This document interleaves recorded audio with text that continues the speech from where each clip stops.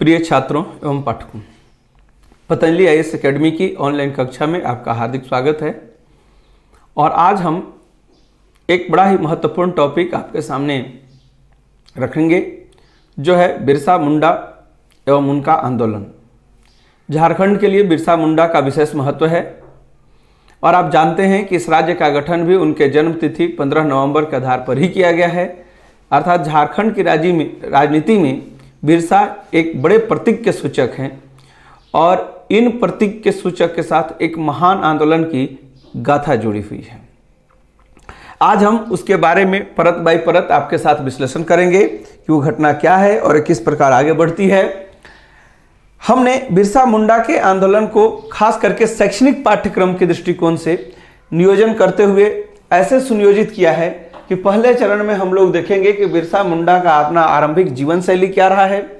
फिर हम चर्चा में रखेंगे कि बिरसा मुंडा का जो आंदोलन है वो किस प्रकार आगे बढ़ा, और अंत चरण में हम चर्चा करेंगे कि बिरसा का आंदोलन इस क्षेत्र के लिए एक युगांतकारी घटना, एक बड़े परिवर्तन का वाहक कैसे बना और किस प्रकार बना। तीनों पक्षों का विश्लेषण करेंगे, परंतु सबसे पहले हम बिरसा की ओर लेकर के चलते हैं, बिरसा मुंडा की ओर लेकर के चलते हैं, जिन्हें झारखंड में धरती आबा या भगवान का दर्जा प्राप्त है। मैं पहले ही आपसे चर्चा कर चुका हूं कि झारखंड की मूल समस्या क्या है। झारखंड की मूल समस्या है कि अंग्रेज जब इस क्षेत्र पर अपना नियंत्रण कर रहे हैं तो नियंत्रण करने के दौरान वे यहाँ बंगाल के तर्ज पर जमींदारी सेटलमेंट लागू किए हैं। जमींदारी सेटलमेंट में जमींदारों को क्षेत्र अलॉट किए गए हैं और जिसका लगान वसूलने की जिम्मेवारी उन्हें दी गई है, और वे अपने तरीके से लगान वसूल रहे हैं और अपने से प्रशासन को कंट्रोल कर रहे हैं। इसका असर ये हो रहा है कि जनजातियों की परंपरागत शासन व्यवस्था, चाहे वो छोटनागपुर में मुंडा मानकी हो, चाहे वो गुमला वगैरह के क्षेत्र में ढोकलो सोहर हो, या संथाल परगना में इस व्यवस्था को माझी परगनैत कहा जा रहा हो, सभी परंपरागत व्यवस्था समाप्त हो जा रही है। यहाँ मुंडा और मानकी के बारे में एक बात सभी व्यक्ति को स्मरण रखना चाहिए कि वे केवल राजनीतिक इकाई के तौर पर प्रमुख नहीं थे, बल्कि वे धार्मिक क्रियाकलापों और सामाजिक विधि विधानों को भी पूर्ण करने वाले व्यक्ति होते थे। यानी मुंडा और मानकी की शक्ति का ह्रास का मतलब ये लगाया जाता था कि आदिवासियों की सामाजिक, धार्मिक, राजनीतिक और आर्थिक चारों व्यवस्था पर ही संकट है। इसी के खिलाफ पूरा छोटनागपुर का क्षेत्र अशांत है। हो जनजाति के खिलाफ अंग्रेज रो का युद्ध लड़ रहे हैं। आप पहले के चैप्टर में देखते हैं कि तमाड़ के क्षेत्र में 5 विद्रोह होते हैं, इस क्षेत्र के मुंडा विद्रोह के 6 चरण होते हैं, और यह कभी शांत नहीं रहता। इसके पहले इस क्षेत्र में ही सरदारिया आंदोलन वगैरह चलाए जाते हैं, और उन सबके फलस्वरूप एक ऐसी पृष्ठभूमि निर्मित थी जिस पृष्ठभूमि में और बड़े विद्रोह किए जा सकते थे, और वही विद्रोह बिरसा मुंडा के द्वारा भी किए जाएंगे। कैसे बिरसा एक आरंभिक ईसाई से एक विद्रोही और समर्थक, कह सकते सनातन संस्कृति के संरक्षक बन करके कैसे उभरे, उसके लिए हम थोड़ा सा उनके आपको बैकग्राउंड में लेकर के चलते हैं। कहते हैं कि बिरसा का जन्म 15 नवंबर 1875 को उलिहाती ग्राम, जो तमाड़ के निकट है, वहां पर हुआ। इनके माता पिता में इनके माता का नाम कदमी मुंडा और इनके पिता का नाम सुगना मुंडा है। कहते हैं कि बिरसा के जन्म के बाद इनके शिक्षा दीक्षा के लिए इनके जो प्रथम गुरु महत्वपूर्ण भूमिका निभाए, उनका नाम जयपाल नाग था। जबकि बिरसा के आध्यात्मिक गुरु के तौर पर जिनकी चर्चा की जाती है, उसमें आनंद पांडे का नाम लिया जाता है।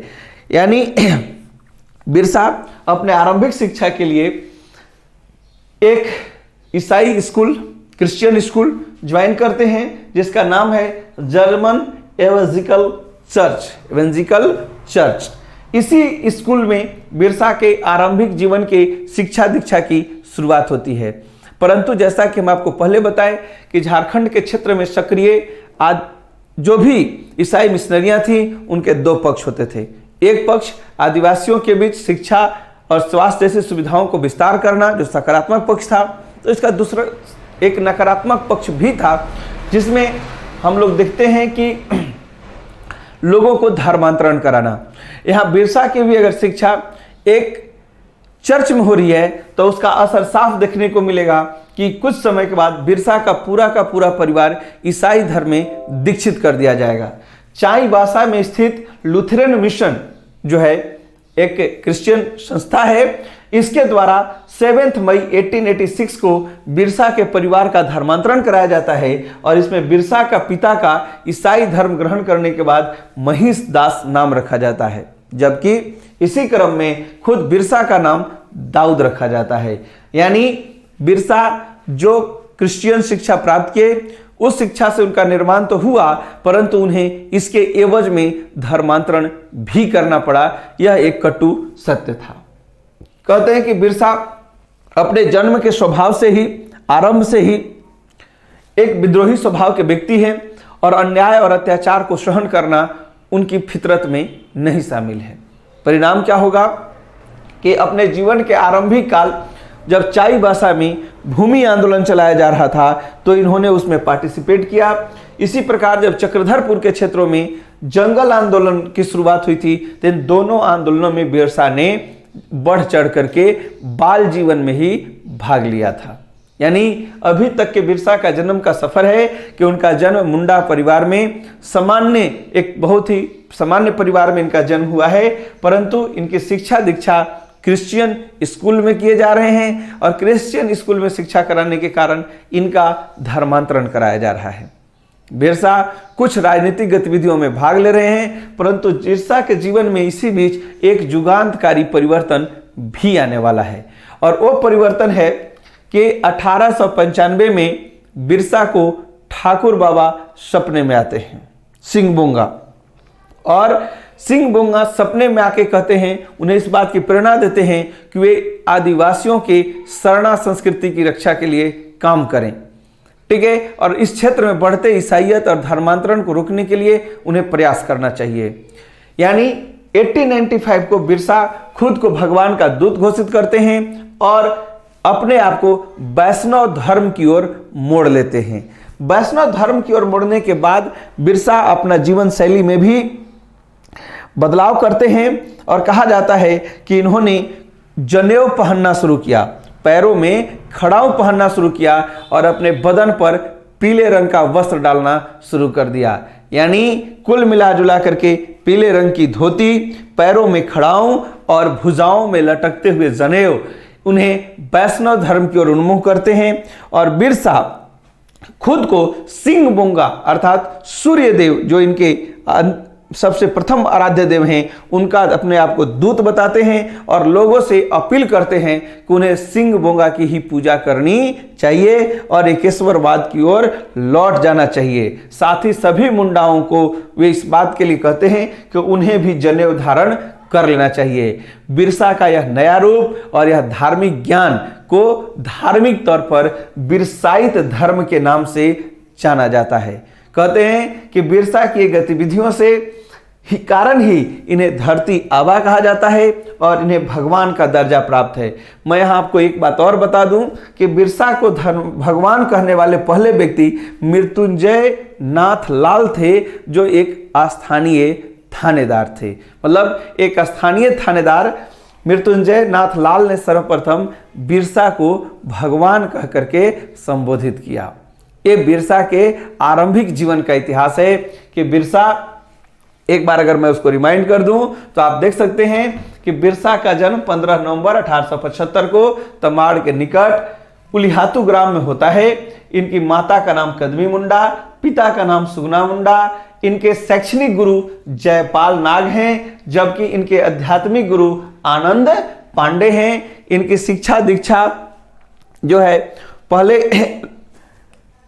जर्मन एवेंजिकल चर्च के द्वारा संपादित किया जा रहा है। हालांकि अगर इसको गहराई में हम लोग जाएं तो कुछ दिनों तक उन्होंने बुर्ज मिशन स्कूल में भी अपना अध्ययन अध्यापन का कार्य किया था, परंतु ईसाईयत शिक्षा के बदले में उनके परिवार का धर्मांतरण होगा और इनके पिता का नाम बदल करके मसीह दास और इनका नाम बदल करके दाऊद कर दिया जाएगा। इन दोनों इस कार्य को पूरा करने का श्रेय लूथरन चर्च मिशन चाईबासा को जाता है, जिन्होंने यह कार्य 7 मई 1886 को पूर्ण किया। बिरसा के जीवन के आरंभिक अगर पलों को याद करें तो यह भी एक महत्वपूर्ण है कि बिरसा अपने जीवन के आरंभिक क्षणों में छात्र जीवन में चाईबासा में चल रहे भूमि आंदोलन में सक्रिय रूप से शामिल हुए, जबकि चक्रधरपुर में हो रहे जंगल आंदोलन में भी भागीदारी की थी। इसके बाद बिरसा का जीवन में एक नया अवतार आता है, एक नया परिवर्तन आता है। 1895 में बिरसा भगवान के दूत बन जाएंगे और लोगों को वैष्णव धर्म रूपी पीली धोती पहनने, जनेऊ धारण करने, खड़ाऊ पहनने और सिंह बोंगा के प्रति समर्पण दिखाने की इच्छा प्रकट करते हैं और लोगों से अपील करते हैं कि उन्हें भी ऐसा करना चाहिए। यह बिरसा का बिरसाई धर्म है। अब मैं आगे बात करूंगा विद्रोही बिरसा कौन है। विद्रोही बिरसा के पृष्ठभूमि को तलाशने के लिए अगर हम लोग देखें तो बिरसा मुंडा का यह रूप 1895 से 1900 के बीच में देखा जाता है। मतलब 1895-1900 ये जो चरण है, इसी चरण में बिरसा मुंडा अपने विद्रोही गतिविधियों को आगे बढ़ाते हैं। इनका विद्रोह उलगुलान कहलाता है और गुलगुलान शब्द का एक शाब्दिक अर्थ है महान हलचल। इसी प्रकार बिरसा का आंदोलन सरदारिया आंदोलन भी कहलाता है, क्योंकि इस क्षेत्र में मुंडा सरदारों के द्वारा धार्मिक सुधार हो या दूसरी गतिविधियों हो, अंग्रेजों के संतोष से जुड़े चीजें हो, इसके खिलाफ आंदोलन चल रहे थे और उन्हीं लोगों ने वो पृष्ठभूमि तैयार की थी जिसे आगे चलकर बिरसा ने बढ़ाया और आगे लेकर के गए। अब सवाल उठता है कि बिरसा मुंडा के आंदोलन के बेसिक कारण क्या थे। तो हम आपको बताएं कि मुंडा समाज में खुटकटी व्यवस्था का प्रचलन था। खुटकटी का मतलब ग्राम से है, संगठन से है। यानी अगर कोई मुंडा जनजाति के लोग किसी क्षेत्र में जाते थे तो ये संयुक्त रूप से जंगलों की सफाई करते थे। जंगलों के सफाई किए हुए गांव में वे निवास करते थे और उस गांव पर सभी मुंडा जनजाति का अधिकार होता था। भूमि सामूहिक संपत्ति होती थी। तो उसी से ये अभिप्राय है कि वो भूमि और उस गांव को एक खूट का नाम दिया जाता था कि यह जो कबीला के रूप में शाखा आई उसका खूट यही है। तो यानी खुटकटी उनकी एक जमीन संबंधी बंदोबस्त है, एक पारिवारिक संरचना से जुड़ा हुआ चीजें हैं जिसको अंग्रेजों ने समाप्त कर दिया। इस समय कुछ और गतिविधियां भी हुई, जैसे इस क्षेत्र में रहने वाले साहूकार, जमींदार, पुलिसिया समूह, वकालत समूह पेशे से जुड़े लोग, ये सारे लोग जो एक प्रकार से लैंड सेटलमेंट और उसके ऋण नेटवर्क और उसके ऊपर संरक्षण से जुड़े हुए थे, इन सारे लोगों ने मिलकर के अगर देखा जाए तो शोषण का एक चक्रव्यूह रचा था और इस शोषण के चक्रव्यूह में मुंडा समाज का भयंकर शोषण होता था। उन्हें हर प्रकार के कष्ट उठाने पड़ते थे। बीच बीच में लगान की वृद्धि कर दी जाती थी जो इनके लिए देना दुष्कर हो जाता था। जब इन तीनों के अत्याचारों के खिलाफ कोई भी मुंडा समाज का लोग अदालत का दरवाजा खटखटाता तो अदालतों से उन्हें निराशा ही हाथ लगती थी। ऐसे में इनके पास विद्रोह के अलावा और कोई विकल्प नहीं था। यहाँ एक बात और जो स्मरणीय है वो यह है कि जंगल पर आदिवासी अपना प्राकृतिक अधिकार समझते थे। यानी उनको लगता था कि जंगल को उन्होंने बसाया है, उनकी रक्षा की है और उस पर उनका अधिकार है और इसमें कोई शक भी नहीं है, क्योंकि यह एक कटु सत्य है कि आदिवासी न केवल जंगल की रक्षा करते हैं, जंगल से जुड़े क्रियाकलापों को संपन्न करते हैं, बल्कि वे जंगल देवता की पूजा भी करते हैं। मरांग बुरु जो पहाड़ देवता हैं उनकी पूजा का प्रचलन है। इसके अलावा कई पौधों की पत्तियों को अपने धार्मिक प्रतीक के रूप में भी इनके द्वारा प्रयोग में लाया जाता है। ऐसे में जंगल पर ये अपना प्राकृतिक अधिकार समझते थे, परंतु अंग्रेजों के काल में धीरे धीरे एक पर एक कुछ ऐसे कानून आते चले गए जो इनके जंगलों के उपयोग पर प्रतिबंधित कर दिए। और जंगलों के उपयोग को प्रतिबंधित ही नहीं किए, बल्कि अगर देखा जाए तो जंगल से जलावन के लिए लकड़ियां लाना भी बंधित थी, दूसरे उत्पाद का उपयोग करना भी बंधित था। ऐसे में यह आंदोलन क्यों न हो। हमें भूमि संबंधी कठिनाई है, लगान संबंधी कठिनाई है, जंगल उत्पाद पर रोक है और इन सब के बीच में ईसाईयत के द्वारा लगातार धर्मांतरण कराया जा रहा है। तो एक पूरा का पूरा कारणों का एक संजाल है जिसमें विद्रोह और विद्रोह के अलावा कोई दूसरा विकल्प दूर दूर तक दिखाई नहीं देता है। कहते हैं कि इन सभी कारणों के कारण बिरसा ये निर्णय करते हैं कि वे आंदोलन में आएंगे और झारखंड से, खास करके छोटनागपुर खास के क्षेत्र से दिकुओं का प्रभाव समाप्त करेंगे, ब्रिटिश राज का उन्मूलन करेंगे और ब्रिटिश राज का उन्मूलन करने के उपरांत यहाँ पर अगुआ राज यानी मुंडा राज्य की स्थापना करेंगे, जिसमें कोई किसी का शोषण नहीं करेगा और धर्म के आधार पर सत्ता चलेगी। इसी निर्णय से बिरसा मुंडा का आंदोलन शुरू होता है। अगर स्वरूप के बारे में हमको लें तो बिरसा जैसे आरंभिक में धार्मिक क्रियाकलापों से अपने आंदोलन को बढ़ाते हैं, तो इसका आरंभिक स्वरूप सुधारवादी है, लेकिन बाद में यह हिंसात्मक हो जाता है, क्योंकि बिरसा के द्वारा जो गीत लिखे जाते हैं वो कटुंग बाबा कटुंग हैं। ये हिंसा प्रेरक गीत है और लोगों को अपनी आजादी के लिए हिंसा करने की छूट भी देता है।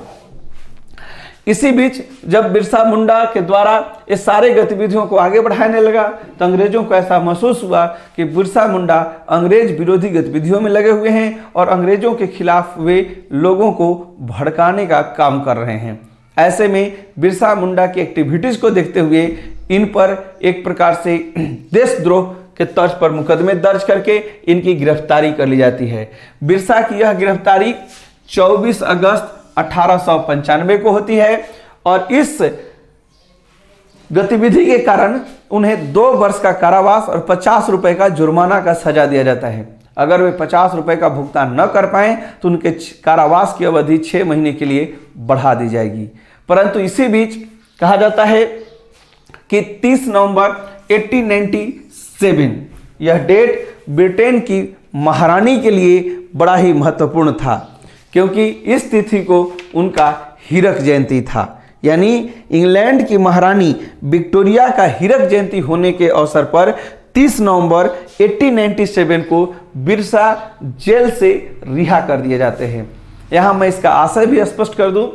पहले ऐसे लोग, जैसे आज आप मैरिज डे मनाते हैं, अपने सत्ता के लोग जैसे जैसे उनके काल पूरा होते हैं उस पर उत्सव का आयोजन करते हैं, तो महारानी के तौर पर ऐसे लोग जो गैर आपराधिक क्रियाकलाप में शामिल हों और जो गिरफ्तार हों उनके रिहाई की बात की जाती है और इसे दया के दृष्टिकोण से देखा जाता है कि महारानी अगर अपनी विक्टोरिया हीरक जयंती मना रही हैं तो इस अवसर पर कई लोगों के ऊपर दया करते हुए उन्हें जेल से रिहा कर देते हैं। परंतु दया के इस पात्र को बने बिरसा अंग्रेजों के प्रति सिंपैथी में नहीं बदल पाते हैं, बल्कि उनके भीतर जो विद्रोह की चिंगारी भड़क रही थी, सुलग रही थी, वो और ज़्यादा तेज हो जाती है। ऐसे में बिरसा मुंडा के द्वारा अब नए सिरे से आंदोलन को संगठित किया जाएगा और इनके आंदोलन का केंद्र हो जाएगा खूंटी। खूंटी में वे मुंडा समूह के लोगों की एक सभा आयोजित करेंगे और इस सभा में अपने भाई गया मुंडा को सेनापति, दोनका मुंडा को अपने पॉलिटिकल विंग का हेड मतलब राजनीतिक प्रमुख और सोमा मुंडा को अपने सामाजिक एवं धार्मिक क्रियाकलापों का प्रमुख नियुक्त करते हैं। यानी बिरसा मुंडा एक सरकार के तौर पर कार्य का विभाजन करते हैं, जिसमें बिरसा खुद विद्रोह का नेतृत्व करता है, गया मुंडा सेनापति हैं, दोनका मुंडा राजनीतिक प्रमुख हैं और सोमा मुंडा सोशियो एवं रिलीजियस प्रमुख हैं, यानी धार्मिक एवं सामाजिक शाखा के प्रमुख हैं। कहते हैं कि इन सब के बीच जब गीत रच दिए जाएंगे, सभा हो जाएगी, तो एक तिथि निश्चित की जाएगी और वह तिथि है 25 दिसंबर 1897, यानी यह क्रिसमस का दिन है। और इस क्रिसमस के दिन में यह तय किया जाता है कि एक चर्च पर भीषण हमला किया जाएगा। मुंडा जनजाति के लोग यानी बिरसा के फॉलोअर्स पूरे हथियारों के साथ, दस्ते के साथ चर्च पर आक्रमण करते हैं और कई लोगों की हत्या करके सनसनी मचा देते हैं। उनके द्वारा की गई इस नृशंस हत्या के बारे में कहा जाता है कि लंदन की गलियों तक में चर्चा हुई। इस हमले की चर्चा लंदन की गलियों तक महसूस हुई। बिरसा के इस घटना के बाद ये अपना पूरा का पूरा कमांड खूंटी जिले के डोंबारी पहाड़ी में शिफ्ट कर देते हैं और देखते ही देखते कई क्षेत्रों में, चाहे सिली हो, तमाड़का क्षेत्र हो, इन सबों पर मुंडा राज्य स्थापित हो जाता है और अंग्रेजों को उखाड़ फेंकने के लिए पूरी मुंडा जाति कूद पड़ती है। कुल मिला जुला करके यह आंदोलन अपने चरम की ओर जब बढ़ता है तो अंग्रेज इसे दबाने के लिए कई बड़े सैनिक यूनिट को लगा देते हैं, परंतु उन्हें सफलता तब जाकर के मिलती है। कहा जाता है कि बिरसा के ऊपर अंग्रेजों ने उनके भयंकरता को देखते हुए 500 रुपए का इनाम रखा। उस समय के दृष्टिकोण से यह इनाम की राशि एक बड़ी राशि थी और इस इनाम की राशि के लालच में ही बंद गांव के एक जमींदार थे जगमोहन सिंह, उनका एक आदमी है बीर सिंह महली, वो अंग्रेजों को बिरसा का पता बता देता है। यानी बीर सिंह महली 500 रुपए के लालच में बिरसा के ठिकानों का पता बता देता है, जिसके बाद बिरसा मुंडा को गिरफ्तार कर लिया जाता है और गिरफ्तारी उनकी होती है 3 फरवरी 1900 को। कहते हैं कि 3 फरवरी 1900 के बाद बिरसा मुंडा को गिरफ्तार करके डोरंडा स्थित कारागार में रखा जाता है, जिसे बिरसा कारागार के नाम से अब जाना जाता है। तो डोरंडा के कारागार में ही रहते हुए आखिरकार 9 जून 1900 को बिरसा आखिरी सांस लेते हैं। अंग्रेज अधिकारियों के द्वारा बताया जाता है कि बिरसा का निधन हैजा यानी कालरा से हुआ है, जबकि सामान्य विशेषज्ञ बताते हैं कि बिरसा में हैजा के कोई लक्षण नहीं थे, उनका निधन एक रहस्यमय तरीके से हुआ था। परंतु बिरसा मुंडा का यह बलिदान क्या व्यर्थ गया? उनके द्वारा किया गया आंदोलन क्या असफल रहा या सफल रहा? तो इसका मूल्यांकन करने के लिए जरूरी है कि हम बिरसा मुंडा के बाद छोटनागपुर क्षेत्र में अंग्रेजों के द्वारा किए गए परिवर्तनों को महसूस करें या देखें। अगर उसकी बात करें तो अंग्रेजों को सबसे पहले तो छोटनागपुर के प्रशासनिक व्यवस्था के पुनर्गठन की बात सोचनी पड़ी और इस क्रम में पहले रांची से तोड़ करके खूंटी को अनुमंडल बनाया गया। बाद में 1908 में गुमला भी एक सब डिवीजन बना। इन दोनों प्रशासनिक केंद्रों को छोटा किया गया ताकि इनके ऊपर ज्यादा बेहतर और कुशलता पूर्वक नियंत्रण रखा जा सके। ये तो था कि हम उसे कंट्रोल कैसे करेंगे। इसी बीच 11 नवंबर 1908 को CNT act, Chhotanagpur tenancy act जिसे हम कहते हैं, उसे लागू किया गया।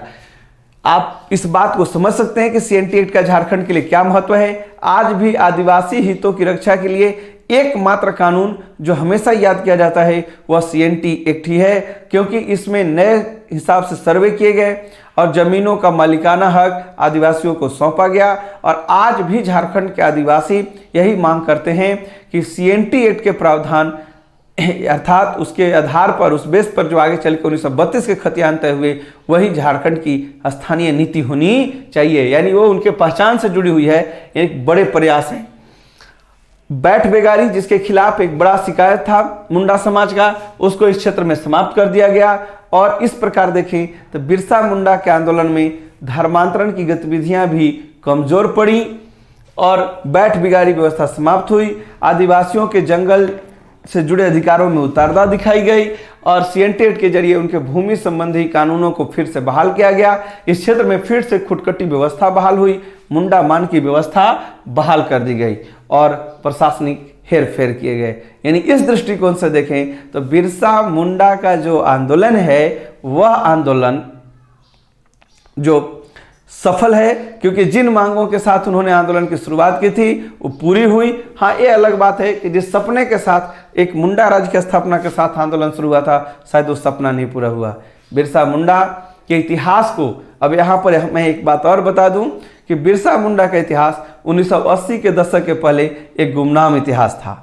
बिरसा मुंडा के इतिहास को सार्वजनिक पटल पर आने, राष्ट्रीय पटल पर लाने वाले व्यक्ति हैं कुमार सुरेश सिंह। इन्हें छोटनागपुर कमिश्नर के पद पर रह करके कार्य करने का मौका मिला। रांची विश्वविद्यालय में भी कुलपति के तौर पर उन्होंने भूमिका निभाई। इन्हीं के देखरेख में रामदयाल मुंडा के सहयोग से जनजातीय शोध एवं भाषा जो की पढ़ाई जो रांची यूनिवर्सिटी में होती है उसका अभ्युदय हुआ। कुमार सुरेश सिंह ने ही एक किताब लिखी, बिरसा मुंडा एवं उनका आंदोलन। इसके बाद बिरसा की पहचान दुनिया के नक्शे पटल पर आई और बिरसा के आंदोलन को महत्व लोगों को समझने का अवसर मिला। यानी बिरसा मुंडा के गौरवशाली इतिहास को लोगों के समक्ष लाने का श्रेय कुमार सुरेश सिंह को जाता है।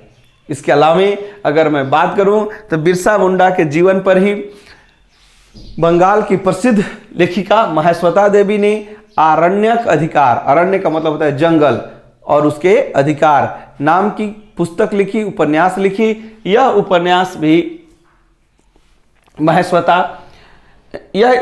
भी बिरसा के जीवन चरित्र पर प्रकाश डालता है। कुल मिला जुला करके अगर देखा जाए तो बिरसा मुंडा की समरी यही है कि बिरसा मुंडा अपने जन्म में एक सामान्य आदिवासी परिवार में से सामान्य आदिवासी परिवार में हुआ। इन्हें बाद में ईसाई बनाया गया, परंतु ईसाईयत और दिकुओं के शोषण और खास करके खुटकटी व्यवस्था की समाप्ति, बैठ बेगारी व्यवस्था के आरंभ होने के कारण बिरसा का चरित्र उग्र एवं क्रांतिकारी हो जाता है। आरंभ में बिरसा अपने क्रियाकलापों को धार्मिक नजरिए से आगे बढ़ाते हैं, लेकिन खुद को भगवान का दूत घोषित करते हैं, परंतु एक बार बिरसा की गिरफ्तारी होने के बाद वे और मुखर हो जाते हैं और उनके द्वारा क्रिसमस के दिन पर चर्च पर किए गए हमले इन्हें एक प्रकार से बड़े कार्रवाई का प्रतीक बना देता है। हालांकि बाद में इसका भी हश्र वही होता है कि अंग्रेज अधिकारी इन्हें पकड़ने में सफल होते हैं और इन्हें हालांकि फांसी तो नहीं दी जाती है, हैजा बीमारी से निधन होता है, परंतु वह भी मौत एक रहस्यमय ही मौत माना जाता है। इसलिए कहते हैं कि झारखंड का इतिहास में बिरसा मुंडा का योगदान अविस्मरणीय है और इसीलिए उनके जन्म तिथि के आधार पर ही इस राज्य का गठन प्रक्रिया पूर्ण हुआ। क्योंकि हमें स्मरण रखना चाहिए कि लोकसभा और राज्यसभा और राष्ट्रपति के द्वारा हस्ताक्षर 15 नवंबर 2000 के पूर्व ही कर दिए गए थे, लेकिन इसे नवीन राज्य के रूप में स्थापित करने के लिए 15 नवंबर की तिथि को इंतजार किया गया, क्योंकि यह बिरसा की जन्म तिथि थी। उम्मीद है ये बातें आपको अच्छी लगी होंगी, जानकारी अच्छी लगी होगी। फिर हम किसी अगले टॉपिक के साथ आपके सामने रूबरू होंगे। तब तक के लिए धन्यवाद।